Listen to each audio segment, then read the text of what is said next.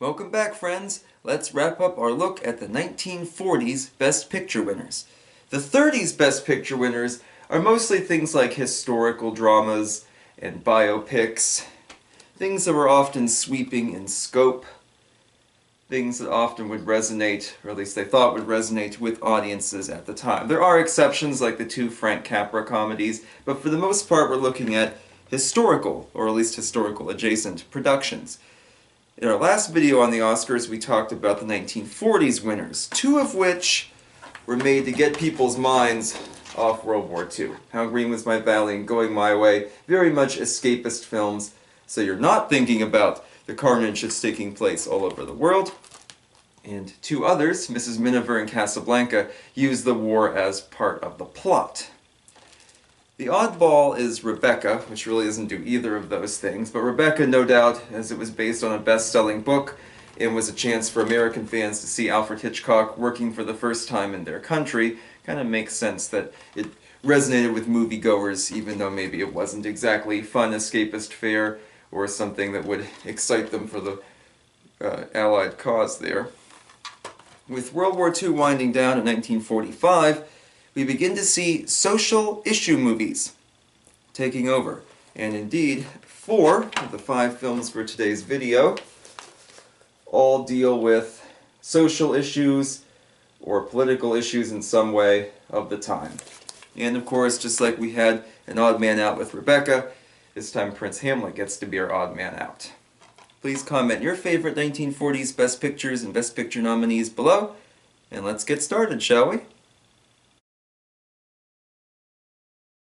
Let's kick off with the Best Picture for 1945. Directed by Billy Wilder and starring Ray Milland, long before he was on Columbo and The Last Tycoon and a bunch of other things, we have The Lost Weekend, a story of alcoholism and how it impacts one man's weekend. And that, of course, was based on the book by Charles R. Jackson, a novel of the same name, easily Jackson's most remembered work. And honestly, for the most part, it's a pretty faithful adaptation, really with one major difference that stands out to me. The Lost Weekend today is best remembered as kind of an LGBT book. Charles Jackson himself was bisexual, later leaving his family to live with a man, and some of his other stories are much more overtly LGBT, notably The Fall of Valor, a very underrated book. But in The Lost Weekend, the character of Don Burnham, played by Ray Milland in the film, drinks due to his confusion and frustration over his own sexual identity. He tried to, meet with another man in college, and then that got him ostracized, so he drank to deal with the loneliness, and drank because he hates himself, that kind of thing. Most of that is removed from the film, and instead the film focuses on his wish to be a writer, which he can never ever seem to do. He always gets sidetracked, usually with drunken binges or whatever, and so he's not as productive as he should be. They do, however, keep one of the gay characters from the book, the gay male nurse Bim, played by Frank Phelan. We remember him, of course, as Ernie the taxi driver in It's a Wonderful Life. But he's actually kept pretty much verbatim in the movie adaptation, so that was interesting. But most of those LGBT trappings that make people revisit the book have kind of been removed. The Lost Weekend has probably Ray Milland's best performance. Usually it's cited as his best. It did win him his Oscar with his role in the classic science fiction film X, the Man with X-Ray Eyes, coming in a close second, and he is really good here. For a man who at the time was doing mostly like supporting roles in dramas or comedy bits, he was in things like Beau Jest. He's in that one movie where he won the girl and John Wayne didn't. Reap the Wild Wind, that's what I was thinking of. That kind of thing. But nothing of great substance, really, or at least the parts that he played weren't really of great substance. This was really, I think, his coming out moment as a serious leading man and a great dramatic actor. A good supporting cast, too, like Philip Terry and Jane Wyman, but the absolute best supporting player, Howard Da Silva, the great Howard Da Silva, as Nat the bartender, giving us the most famous line, "One's too many and 100's not enough." Because The Lost Weekend is very bleak in its treatment of alcoholism. That alcohol is something that brings people way up as they consume it, and they come crashing down later. And indeed, his experience there, having DTs, and visualizing animals coming out of the wall and things like that, pretty crazy stuff. The effects aren't the best, especially in the scene with the dancing raincoats, or he's supposed to be watching this opera, and instead all I can think about is the bottle of whiskey in his pocket out there in the cloakroom. But nonetheless, I would say pretty bleak for the 40s and pretty accurate too. You know, alcoholism is no laughing matter, and it does affect a lot of people. And Charles Jackson was an alcoholic, and no doubt he harnessed a lot of his experiences to create this story, which was later adapted into the film. Has it aged? Yes, again, the effects, and it is kind of preachy near the end too, though admittedly, it's not as bleak as the ending to the book, but it isn't quite a 100% neat, happy ending where Dawn agrees to give up booze and be a perfect person, that kind of thing. It kind of ends a little bit ambiguously. I'm glad they kept some of that for realism. People sometimes quit drinking and then have violent relapses into doing so, so I like they acknowledge that. Overall, pretty solid film. Not my favorite of Billy Wilder's work. I mean, he directed many great things. We talked about several of his films on this channel too, including Buddy Buddy, the one everybody hates. I have a whole video about that. But for the most part, I'd recommend checking out The Lost Weekend. And if you know somebody who drinks, maybe they could take a look at it too, and remember that you're a person first and alcoholic second. When it comes to 1946, the movie everybody thinks of immediately is, of course, It's a Wonderful Life. I mean, this is a classic. It's a movie that will be watched until the end of time, a movie everybody should see at least once, and a movie with a great message. And while It's a Wonderful Life was a nominee, and there are many, many videos about its box office performance, how it became popular due to copyright confusion, all that jazz, but despite all of that, it was not the big movie of 1946, to many people's surprise. The big movie that year, The Best Years of Our Lives, our best picture for 1946. The Best Years of Our Lives, instead of dealing with alcoholism like the last film, deals with veterans readjusting to civilian life, in this case following three different men. Frederick March, who's married with a family, he's had to leave his family behind to go to war, all that jazz, coming back, trying to get to know the kids he hasn't seen in a long time, trying to make sure his wife is still interested in this marriage, everything like that. Dana Andrews got married very quickly, right before leaving for war, and now that he's back, his young wife is kind of regretting this decision and finding it somewhat smothering. And in one of his few acting roles, Best Supporting Actor winner Harold Russell, who plays Homer, the sailor who lost his hands and so has metal hooks now that he has to use. And can he readjust to civilian life? Will the girl he left behind still care about him? And so on. So three separate stories, all interwoven very well, you know. And The Best Years of Our Lives is very, very relevant even today. Veterans have a lot of difficulty readjusting to things. Now, this isn't the first film to address PTSD, of course. Movies like Hail the Conquering Hero had done that previously. In this film, Eddie Bracken has a nightmare, and another Marine tells him, well, you're lucky. You're not one of the guys who has them every single night. And The Best Years of Our Lives does indeed have a scene where Dana Andrews has a nightmare about being in a plane that's under fire and people being killed and so on. It's a bleak film. It is inspiring and uplifting. It does ultimately have a happy ending, but it's not afraid to address things pretty overtly, and I like that too. You know, after seeing so many pictures made during the early years of the war about how we all need to do our part, we all need to pitch in, help Uncle Sam, all that stuff, this one's like, what do you do now? You might remember when we talked about films from the early and mid-30s, a lot of them are very angry about the aftermath of World War I. The people came back to no jobs and no homes, their lives destroyed. This one kind of channels some of that vitriol. We talked about things like Turn Back the Clock, for example. This has much the same vibe to it, that a lot of the people are angry about having to go away, having to uproot their lives, and sometimes the scars and the damages they bring back with them.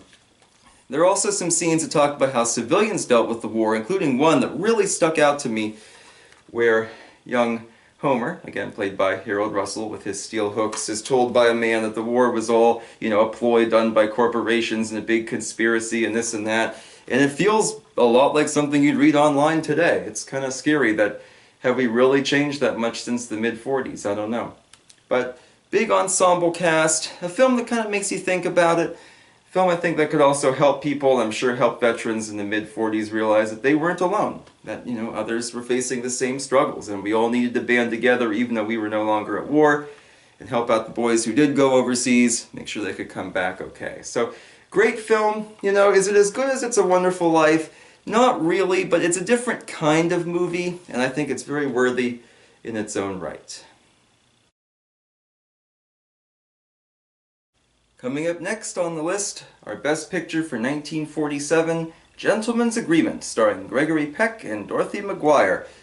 Like the previous films, Gentleman's Agreement is very much a social issue film. In this case, talking about anti-Semitism and religious discrimination, how it affects people in their day-to-day lives. Very solid idea for a story. Indeed, it was a book by Laura Hobson before it was adapted into a feature film. However, unlike our previous two winners, both of which dealt with social issues, but both of which weren't too heavy-handed. Yes, they have preachy moments, but there are also quiet scenes where the actors could just use their body language or their non-verbal acting to help convey feelings or to help build tension in a scene.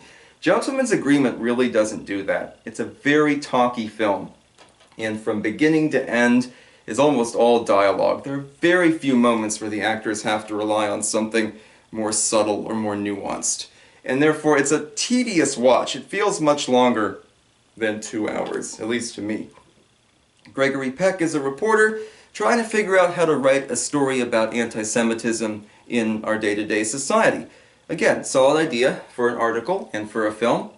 And so he decides to simply claim that he's Jewish and kind of see what happens, how his interactions with other people go. Solid idea for a story. And he realizes it's a lot more complicated and, ironically, a lot more nuanced than he originally realized. There are some very good scenes. You know, a drunken GI trying to pick a fight with his friend Dave, played by John Garfield, in a bar, and the drunk gets really, really angry when Dave admits that he's Jewish, that kind of thing. There's a scene where he's trying to check into this fancy hotel. They are restricted, but they don't specify exactly what restricted means, and instead of getting an answer, if I'm Jewish, can I stay here or not, he gets kind of non-answers from this really snotty hotel clerk, that kind of thing. So there's definitely some good moments, but overall, a lot of preaching and a lot of talking. Gregory Peck, it's probably my least favorite performance of his. I'm not a huge fan of it, and if you're expecting that kind of charm and that sort of fatherliness that he had in To Kill a Mockingbird as Atticus, you're not really going to find it here, even though the movies are kind of similar on the surface. Dorothy Maguire, I don't think, has good chemistry with Peck either, which kind of bothered me. Admittedly, her character is supposed to be kind of prickly because she's doing things to facilitate anti-Semitism without realizing it, like not calling someone else out when they're being rude to a Jewish person, that kind of thing. So she's kind of guilty by association, and she's struggling to sort of grasp that and see why Peck, who of course she's in love with and eventually marries in the film, would kind of look down on her for that. It's an interesting dynamic, but the two actors just don't have enough chemistry to really sell it. There is a good supporting cast. Sam Jaffe pops up briefly, very, very underused as a Jewish scientist who isn't a practicing Jew anymore, but he notes that people still discriminate against him. And we see a young Dean Stockwell as Peck's son and Anne Revere as his mom, all of whom do a nice job, but again, they're not given much to work with. It's such a talky, heavy-handed film. And those few moments certainly make it worth watching, and I can see how this would be a relevant topic. Indeed, the movie Crossfire, which came out the same year, dealt with the same thing, but kind of framed it as like a murder mystery. And Gentleman's Agreement doesn't quite do this. Gentleman's Agreement was directed by Elia Kazan, who actually won an Oscar for directing it. Today we think of his films like On the Waterfront, and of course how he named names during the communist scare there in Hollywood, that kind of thing. And indeed, some people to this day can't stand the mention of his name, as he was one of those cooperative witnesses when he probably shouldn't have been. But Kazan was a really good director. Besides On the Waterfront, Streetcar Named Desire, things like that, he did a lot of very underrated films like America, America, and Wild River, both of which I highly recommend checking out. But his direction here is really nothing spectacular. I'm kind of surprised he won the Oscar for it. It's kind of a stagey, dull film. It really needed some, I think, moments of like physical action to kind of spice it up a little bit, or maybe cut back on all the talking. It's a very talky film, I think kind of disappointing, because with a few rewrites and some tweaking and maybe a couple recastings, I think it could have been a much better and a much more effective film. But as it stands, it resonated with audiences in 1947, and it does have some inspirational moments, certainly not unwatchable. To be or not to be. Yeah, I wouldn't make a very good Hamlet. I need to preface this review by saying I'm not a Shakespearean expert by any stretch of the imagination, even though I do own a complete works of Shakespeare from the 1930s, which is one of my favorite books. But I'm not the person to sit there and say, this is a good version of Hamlet because it adapts this, or this is a poor version of Hamlet because it fails to adapt that. I wouldn't know where to begin. I mean, I recognize some of the larger changes and omissions, like no Rosencrantz and Guildenstern, but for the most part, I'm going to be looking at this version of Hamlet as a movie, not as an adaptation of the play. I'm sure there are YouTubers far more qualified than I to go through and point out what works and what doesn't, and what was changed and why, and things like that. But I just look at Hamlet as its own sort of animal. So Hamlet is the odd man out of our Best Picture winners for today, mostly because it's not a social issue film. Laurence Olivier had had great success a couple years previously, adapting Henry V, this huge color epic with great battle scenes, and Henry V's a really fun watch, and it kind of starts as a play and evolves to become bigger and bigger and bigger till it feels much like real life, that kind of thing. It's a very interesting way to do it, and it works really well.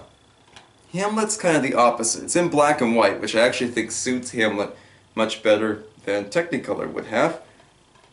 And it stars both actor and director, in this case, Laurence Olivier, as Prince Hamlet. I'm kind of confused about his performance as Hamlet. He definitely knows the parts, and he has bits where he goes completely off the wall, as you expect a Shakespeare actor to do, yelling these monologues and things like that. But the problem is he's way too old to be convincing. He was over a decade older than Eileen Hurley, who plays his mother. That shows too, and they don't have good chemistry. And this really bad dye job they gave Laurence Olivier, where his hair is, I'm assuming, supposed to be like a light blonde or a strawberry blonde. Instead, he looks like he's 80, and I think he looks older with the makeup that's supposed to make him look younger. I don't know, that didn't impress me too much. But I gotta say, there are things about Hamlet that work. Again, the black and white, moody cinematography with a lot of mist, and the scene of Hamlet's dead father, the ghost, which is kind of like vaguely Darth Vader looking. It's really cool, a very good effect. Those are definitely make it worth watching there. I also like how sometimes Olivier says Hamlet's monologues, and sometimes they're done in voiceover and he just kind of emotes and reacts. There are even a couple scenes where he does both. Some of it's spoken, some of it's recorded, and he kind of reacts to the recorded track. It's pretty cool, and again, shows how great an actor he was. I just don't know if he was the right person to play Hamlet. There's a big supporting cast, of course, Peter Cushing as Osric, who's very foppish and goofy and is kind of the comic relief piece, that kind of thing. Neil McGuinness, Anthony Quayle, a bunch of other recognizable British actors. Stanley Holloway, who we'll talk about when we do My Fair Lady here in a few years, pops up as the gravedigger. And it is a fun watch. I know it's shorter than most other versions of Hamlet, and so some people criticize it. Again, I wouldn't know really what to say on that point, but I have a good time with Hamlet. I just think it could have been better. I think there are things Olivier did, such as casting himself in the part he's much too old to play, that he maybe could have, reconsidered. I think it would have been a better film. Not as good as Henry V, but also I think kind of a harder sell, as well as there's no real epic battles in Hamlet, but they do go all out for the sword fight at the end, I gotta say. That's a really effective scene. And they're not afraid to show blood either, which was a plus too. If they'd all just had all these stab wounds and no blood, that would have taken away some of the authenticity of it, I think. So I'm glad that they did.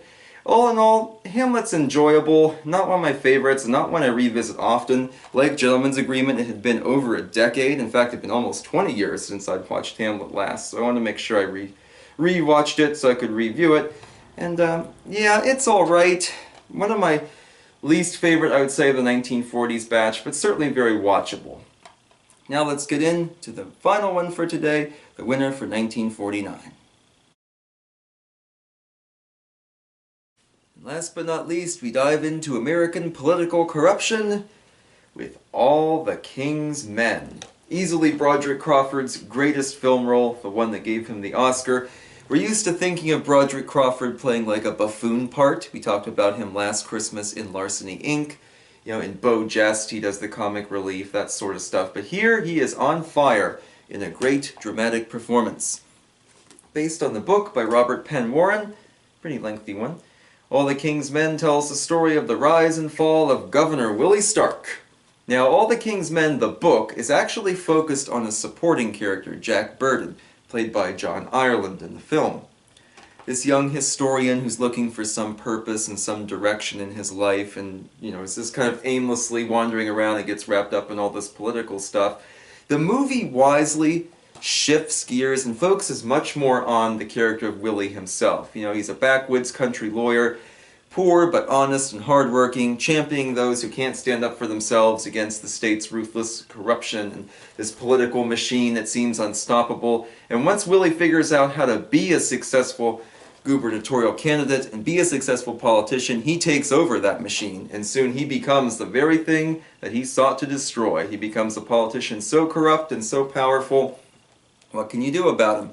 And he very much destroys the lives not just of himself, but of his family and his friends as well. And although it's a bleak, kind of cynical film, it does a really good job of conveying that. I'm sure a lot of people go into politics expecting to make positive changes, wanting to be, help others out and cooperate, things like that, and end up, once they get a dose of power, realize that, hey, I can do whatever I want, that kind of thing. And there are some really effective scenes in the movie, too, like where Willie's begging a doctor to save his son's life, and all the money he's going to give for a new hospital, this stuff if his son lives, and the doctor says, you can't really buy your way out of this one, your son could die, that sort of thing. It's a really effective bit, and Broderick Crawford sells it.